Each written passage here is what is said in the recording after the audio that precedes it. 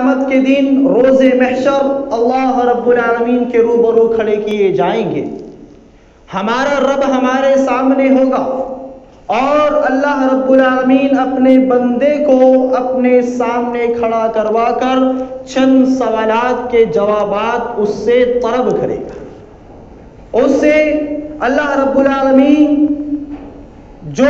اللہ کے رسول صلی اللہ علیہ وسلم کی حدیث کے مطابق 4 یا 5 سوالات انسان سے کیے جائیں گے. آئیے ہم ان سوالوں کو جانتے ہیں جو قیامت کے دن اللہ رب العالمین ہر بندے سے پوچھنے والا ہے. وعن ابی برزة الاسلمی رضی اللہ تعالی عنہ قال قال رسول الله صلى الله عليه وسلم لا تزول قدم عبد يوم القيامة حتى يسأل عن عمره فيما أفناه وعن علمه فيما فعل وعن ماله من أين اكتسبه وفيما أنفقه وعن جسمه فيما أبلاه. رواه الترمذي في سننه حدیث نمبر 2417. راوی حدیث حضرت ابو برزہ اسلمی رضی اللہ تعالیٰ عنہ کہتے ہیں کہ محمد رسول اللہ صلی اللہ تعالیٰ علیہ وسلم نے فرمایا، کہا اللہ کے رسول صلی اللہ علیہ وسلم نے کہ لا تزول قدم عبد یوم القیامت، کہ بندہ کل قیامت کے دن اللہ رب العالمین کے سامنے روبرو کھڑا کیا جائے گا. اور کیا ہوگا؟ لا تزول، وہ بندہ اپنی منمانی اپنی مرضی سے اپنے قدموں کو حرکت نہیں دے پائے گا. وہ نہ آگے ہو سکتا ہے، نہ پیچھے ہو سکتا ہے، نہ دائیں جا سکتا ہے، نہ بائیں جا سکتا ہے. جب اسے اللہ رب العالمین کے سامنے کھڑا کیا جائے گا تو اس پر اللہ رب العالمین کا یہ حکم مسلط ہو جائے گا کہ وہ اپنے قدموں کو حرکت نہیں دے پائے گا. لا تزول قدم عبد یوم القیامہ. اور یہ کب ہوگا؟ یہ قیامت کے دن ہوگا. اور کب تک وہ اپنے پیروں کو حرکت نہیں دے سکتا؟ حتی یسأل، یہاں تک کہ اس سے چند سوالات اللہ رب العالمین نہیں کر لیتا. اب ظاہر ہے کہ جب اللہ رب العالمین بندے سے سوال کرے گا تو 2 آپشن ہوں گے. یا تو وہ اللہ تعالیٰ کے ان تمام سوالوں کے مثبت صحیح جواب دے دے گا، اور یا وہ اللہ رب العالمین کے ہر سوال کے مخالف ہوگا. اس کا عمل، اس کا طور، اس کے طریقے، اس کی زندگی اللہ رب العالمین کے سوالوں کے مخالف ہوگی، وہ جواب نہیں دے پائے گا. تو سوال کہ جب تک وہ ہاں یا نہ میں جواب نہیں دے دیتا ہے، اللہ کے رسول صلی اللہ علیہ وسلم نے فرمایا وہ اپنے قدموں کو اپنی جگہ سے ہٹا نہیں سکتا. پہلا سوال جو بندوں سے پوچھا جائے گا، اور یہ سوالات کے بارے میں محدثین نے بیان کیا ہے کہ یہ سوال انبیاء کرام علیہ الصلوۃ والسلام سے نہیں پوچھے جائیں گے. اللہ رسولوں سے، پیغمبروں سے سوال نہیں کرے گا، اور اگر کرے گا بھی تو اس لیے کرے گا تاکہ وہ انبیاء کرام علیہ الصلوۃ والسلام کی تبلیغ کی، ان کی دعوت و تبلیغ کی گواہی کو، حجت کو لوگوں کے سامنے پیش کر دیں. ان کا مواخذہ کرنے کے لیے، ان کی پکڑ کرنے کے لیے ان انبیاء کرام علیہ الصلوۃ والسلام سے سوال جواب نہیں کیے جائیں گے. اور بعض علماء نے یہ بھی بیان کیا ہے کہ وہ 70,000 خوش نصیب لوگ جو اللہ تعالیٰ کی جنت میں بغیر حساب و کتاب کے داخل ہوں گے، ان لوگوں سے بھی یہ سوالات نہیں کیے جائیں. ہم اللہ تعالیٰ سے دعا کرتے ہیں کہ الہ العالمین تیری اس بارگاہ میں بیٹھنے تیرا ذکر سننے، تیری قرآن کی نصیحتوں کو، تیرے رسول علیہ الصلوۃ والسلام کی پیاری پیاری باتوں کو سننے کی وجہ سے اللہ رب العالمین ہمیں اور آپ کو، تمام ماؤں بہنوں کو ان لوگوں میں شامل فرما دے جو بغیر حساب و کتاب کے جنت میں داخل ہونے والے، آمین۔ تو یہ دو قسم ان سوالوں سے الگ ہے، مستثنا ہے۔ پہلا سوال جو اللہ رب العالمین بندوں سے کرے گا، عن عمرہ، اس بندہ یا اس بندے کو جسے اللہ رب العالمین کے سامنے کھڑا کیا جائے گا، پہلا سوال اس کی عمر کے بارے میں ہوگا، اس کی ایج کے بارے میں ہوگا، فیما افناہ، کہ اے میرے بندے دنیا میں زندگی جی تھی، ایک عمر تو نے گزاری ہے، 100 سال، 90 سال، 50 سال، 60 سال کا جو عرصہ جو تو نے دنیا میں گزارا ہے، فیما افناہ، اس کو تو نے کہاں ختم کیا؟ بتا، یہ میری نعمت یہ عمر کی شکل میں تجھے میں نے دیا تھا، اس عمر کے ساتھ تو نے کیا کیا؟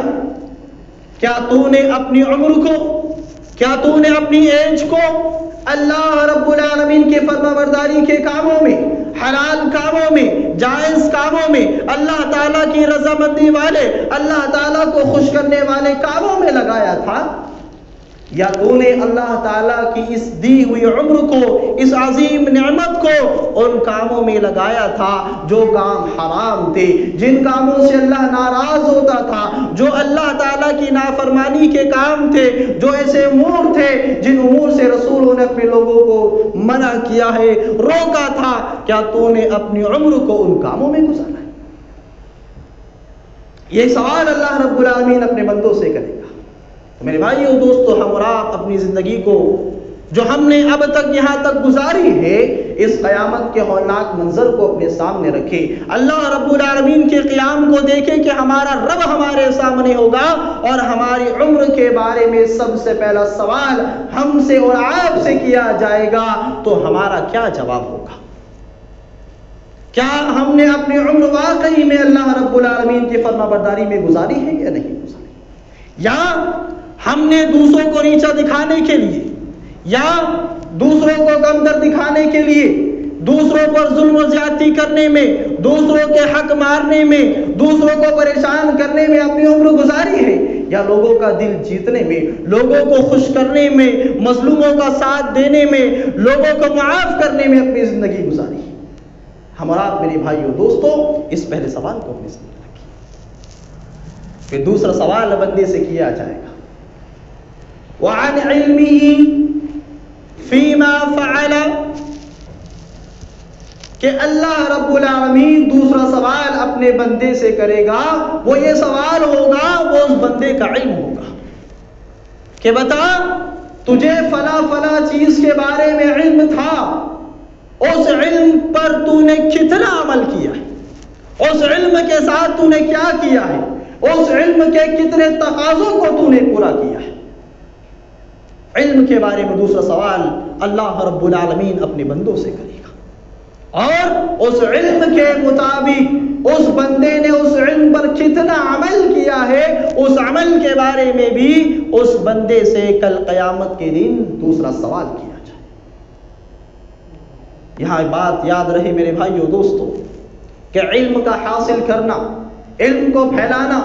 جہاں یہ علماء اور طلباء کا کام ہے، وہی اس علم کو سیکھنا، اس کی جستجو میں لگنا، یہ عوام الناس کا، عام لوگوں کا بھی حق ہے۔ ہم اس حدیث سے یہ نہ سمجھیں کہ یہ سوال صرف علماء سے، مدارس میں پڑھنے والے، جامعات میں پڑھنے والوں سے کیا جائے گا، نہیں میرے بھائیو دوستو، یہ سوال کامن ہے، اس لیے کہ ہر انسان کو طہارت کے مسائل پتہ ہونا چاہیے، ہر انسان کو ازدواجی زندگی کس طرح گزارنی چاہیے، عبادت کے مسائل، نماز کے احکام، روزوں کے بنیادی احکام، حج کے بنیادی احکام، اور اس طرح کی جو حلال و حرام کے جو احکامات ہیں، جو بنیادی احکامات میں آتے ہیں، اس کا جاننا سیکھنا ہر مسلمان پر فرض ہے، واجب ہے۔ اگر وہ نہیں سیکھتا ہے تب بھی اس کی پکڑ کی جائے گی، اس لیے کہ واجب کو چھوڑ رہا ہے، اور اگر اس نے سیکھا ہے اور اس پر عمل پیرا نہیں ہوتا ہے تو اس کا سوال بھی، چاہے وہ عالم ہو، مفتی ہو، عوام ہو، جاہل ہو، جسے تھوڑا علم ہو، سب لوگوں سے اس کے علم کے، اس کے عمل کے بارے میں کل قیامت کے دن اللہ رب العالمین سے سوال کیا جائے۔ اس لیے میرے بھائیو دوستو، اللہ کے لیے ان علم کی مجالس کو اپنی حاضری سے روشن کرے۔ جہاں جب بھی ذمہ داران علم کی مجالس سے منعقد کرتے ہیں، یہ آپ کی ذمہ داری ہے کہ آپ اپنے کام دھندوں کو چھوڑ کر، جو آپ ہر مہینے کرتے ہیں، جو آپ کو زندگی بھر کرنا ہے، لیکن جہاں علم کی دعوت دی جائے، جہاں پر علمی محاضرے کیے جائے، جہاں علم کی جماعت بٹھائی جائے، یہ آپ کی ذمہ داری ہے کہ آپ اس جماعت میں ضرور شرکت کریں۔ یہ آپ پر واجب اور فرض ہے۔ آپ ادھر ادھر کی باتوں میں آ کر کے ان مجالسوں سے، قرآن کی محفلوں سے، ان حدیث کی مجلسوں سے منہ نہ موڑے، ورنہ قیامت کے دن آپ سے یہ سوال نہ ہو جائے کہ اگر تم نے علم نہیں سیکھا تھا، تمہاری مساجد میں قرآن کے دروس ہوا کرتے تھے، حدیثیں بیان کی جاتی تھی، بتاؤ کتنے ٹائم تم حاضر ہوئے، کتنا وقت تم نے ان مجالسوں کے اندر لگایا۔ تو میرے بھائیو اور دوستو، یہ بھی علم سے دوری کا ایک سبب ہے۔ اور اگر آپ بچنا چاہتے ہیں اس اللہ تعالیٰ کی پکڑ سے، ان مجلسوں کو اپنی حاضری سے روشن کریں، علم سیکھے، مجالسوں کا احترام کیا ہوتا ہے، کیا آداب ہوتے ہیں، اسے مروز خاطر رکھے، اس لیے کہ یہی آداب، یہی احترام انسان کے دل میں علم کا مقام پیدا کرتے ہیں، علم کی اہمیت پیدا کرتے ہیں۔ کسی بھی طریقے سے اپنی ذات سے ان مجالسوں کو ختم کرنے کے اندر رکاوٹ نہ بنے، ورنہ اس کا بھی اللہ رب العالمین کی بارگاہ میں آپ سے سوال کیا جائے۔ ان علمہ فیما فعلا، انسان سے اس کے علم کے بارے میں سوال کیا جائے گا کہ اس نے اس علم کے مطابق کتنا عمل کیا۔ دوسرا سوال، تیسرا سوال میرے بھائیو دوستو جو بڑا اہم ہے، اور آج کے اس وقت میں میرے بھائیو اور دوستو اس سوال کو جو اللہ رب العالمین کل قیامت کے دن اپنے بندوں سے پوچھنے والا ہے، اسے سمجھنے کی بہت بہت ضرورت ہے۔ اس سوال یہ ہوگا عن مالہ من این اکتسبہ وفیما انفقہ، کہ بندہ کل قیامت کے دن اللہ رب العالمین کے سامنے ہوگا، اسی حالت میں کھڑا ہوگا کہ اپنے پیر کو ذرہ برابر بھی لغزش سے حرکت نہیں دے سکتا ہے۔ اسی حالت میں تیسرا سوال اللہ رب العالمین کی جانب سے یہ ہوگا کہ بتا، جو مال تو نے دنیا میں کمایا ہے، جو مال تو نے دنیا میں جمع کیا ہے، جو جائیداد تو نے دنیا میں بنائی ہے، جو جاہ و منصب تو نے دنیا میں کمائے ہیں، من این اکتسبا، میرے بندے بتا کہاں سے کمایا، کہاں سے اکٹھا کیا، کہاں سے جمع کیا، کہاں سے پراپرٹی بنائی، کہاں سے یہ زمین، لمبی چوڑی زمین خریدی۔ یہ سوال اللہ رب العالمین اپنے بندے سے کرے گا۔ اور دوسرا سوال جو اسی کے تعلق سے ہوگا، وَفِيمَا أَنفَقَهُ، اور بتا کمایا تو بہت تھا، جمع تو بہت کیا تھا، فِيمَا أَنفَقَهُ، پھر اس مال کو جمع کرنے کے بعد کہاں خرچ کیا ہے؟ کیا تو نے اس مال کو حلال طریقے سے جمع کیا تھا؟ کیا تو نے ان مال و جائیداد کو، زمینوں کو اس کے حقوق کے ساتھ جائز طریقے سے جمع کیا تھا یا نہیں کیا تھا؟ اگر کیا تھا تو بتا تو نے اسے کہاں خرچ کیا ہے؟ اچھے کاموں میں خرچ کیا ہے، نیک لوگوں کو دعوتیں دی ہے، غریبوں کا دھیان رکھا ہے، مسکینوں پر خرچ کیا ہے، یتیموں کا دھیان رکھا ہے، جو تنگ دستے محتاج تھے ان کی تنگ دستی کو اس مال سے دور کیا ہے یا نہیں کیا ہے؟ اس طرح کے بہت سے سوالات میرے بھائیو دوستو اس سوال میں بن سکتے ہیں۔ یا یہ ہو سکتا ہے کہ انسان نے حلال طریقے سے مال کمایا اور اسے جائز اچھے کاموں میں خرچ کیا۔ دوسری صورت یہ ہو سکتی ہے کہ اس مال کو ناجائز طریقے سے کمایا، دوسروں کی گردنوں پر پیر رکھ کر اس مال کو جمع کیا، زمینیں پھیلائی اور اس مال کو خرچ بھی کیا کہا حرام کاموں میں، فضول کاموں میں، فضولیات میں، تبذیر میں، شیطانی کاموں میں اس مال کو خرچ کیا ہوگا۔ بعض علماء نے مال کو کمانے اور خرچ کرنے کے اعتبار سے 3 اقسام بیان کی، 3 قسمیں ہوتی ہیں۔ اور 2 قسمیں ایسی ہیں جو ہلاک و برباد ہونے والی ہیں، اور ایک قسم یہ ہے جو کامیاب ہونے والی ہے، مال کو جمع کرنے اور مال کو خرچ کرنے کے اعتبار سے۔ پہلی قسم یہ ہوتی ہے کہ انسان نے مال کو حرام طریقے سے کمایا، ناجائز طریقے سے مال کمایا اور اس مال کو حرام جگہوں پر، حرام مقامات پر خرچ کیا، یہ پہلی قسم ہو گئی۔ یہ بندہ بھی ہلاک ہونے والا ہے، گھاٹا اٹھانے والا ہے۔ دوسرا وہ ہے جس نے مال کو حلال طریقے سے کمایا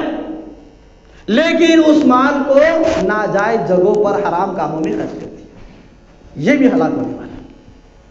یا مال کو جائز طریقے سے کمایا اور دکھاوے کے لیے خرچ کیا، ریاکاری کے لیے خرچ کیا، اپنا نام کمانے کے لیے خرچ کیا، تو یہ بندہ بھی ہلاک ہو گیا، برباد ہو گیا۔ اور دوسری قسم وہ ہے کہ تیسری قسم وہ ہے جو کامیاب ہونے والا ہے کہ جس نے مال کو اچھے طریقے سے، احسن طریقے سے، جائز طریقے سے کمایا اور پھر اس مال کو اللہ تعالیٰ کی امانت سمجھ کر کے اپنی طاقت، اپنے بلبوتے، اپنی مینٹلٹی، اپنے دماغ کی بنیاد کو اس مال کو نہیں سمجھا بلکہ اللہ کی امانت سمجھ کر کے اس مال کو وہی خرچ کیا جہاں پر اللہ اور اس کے رسول صلی اللہ علیہ وسلم نے خرچ کرنے کا حکم دیا تھا۔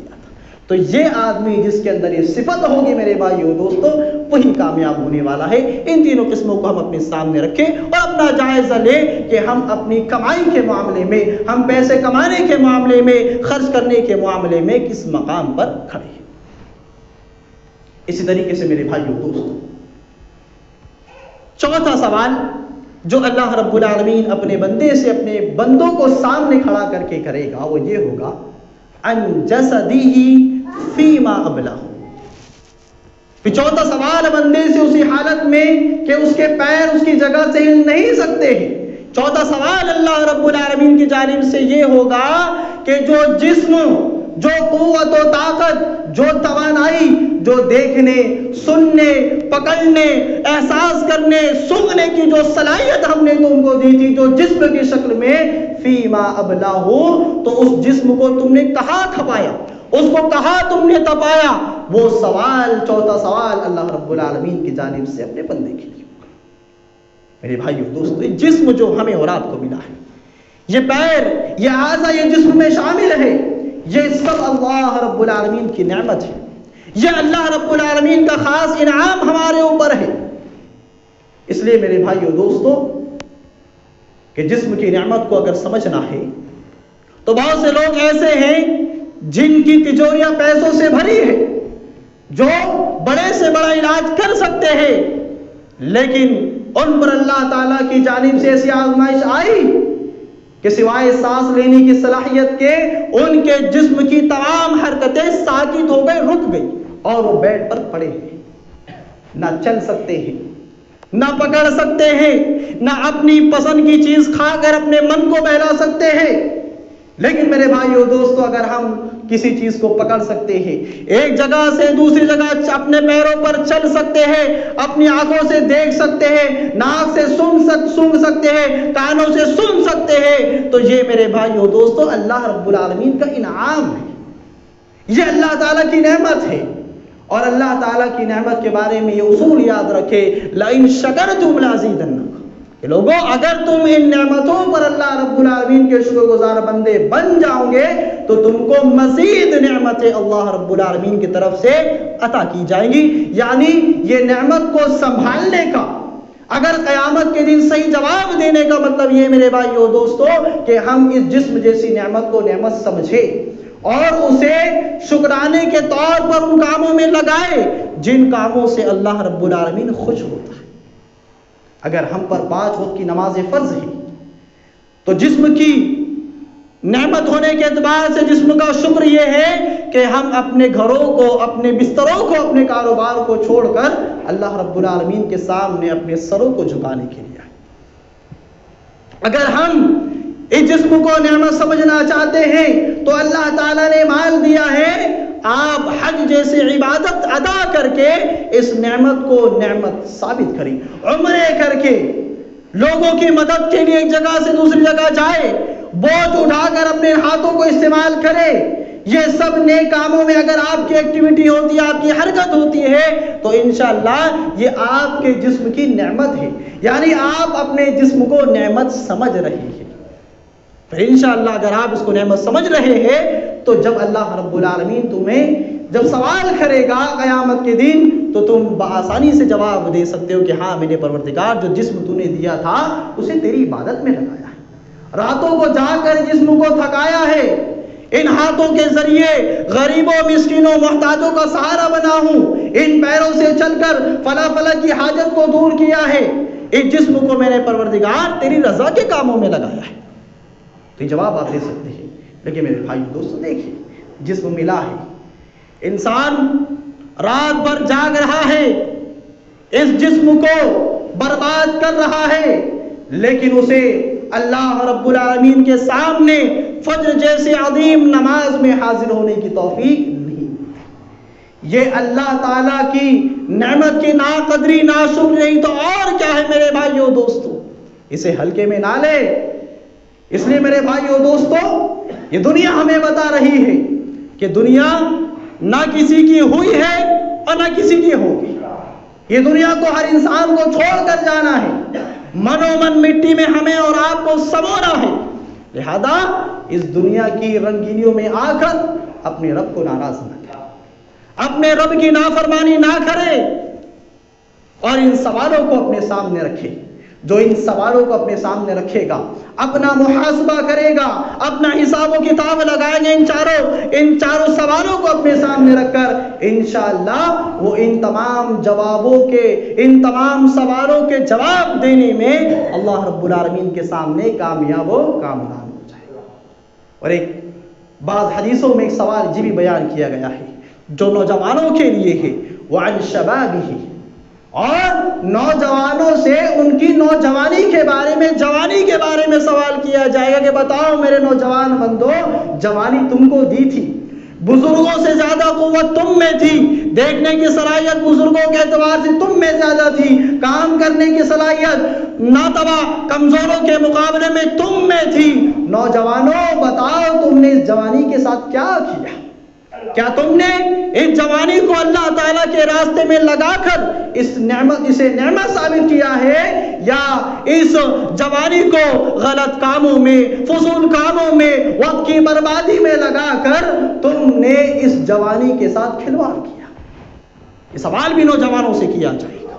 لہذا میرے بھائیو دوستو، نوجوانوں کی جماعت یہاں موجود ہے، وہ بھی سوال کو اپنے سامنے رکھے، اپنا محاسبہ کرے کہ اگر اللہ تعالیٰ نے ہم کو جوانی دی ہے تو یہ جوانی اللہ تعالیٰ کی دی ہوئی ہے، یہ اس میں کسی کا رول نہیں ہے۔ اگر ایک جھٹکے میں چاہے اللہ تعالیٰ تمہاری جوانی کو برباد کر سکتا ہے، جائے دیکھے، لسٹ اٹھا کر دیکھے اسٹیشنوں کے اندر جا کر، کتنے نوجوان ایسے ہیں جن کو اپنی جوانی پر گھمنڈ تھا، جن کو اپنی جوانی پر تکبر تھا، وہ کئی سڑکوں کے حادثوں میں آ کر اپنی زندگی سے ہاتھ دھو بیٹھے، ان کے جسم کے حصے تک نہ مل سکے۔ تو میرے بھائیو دوستو،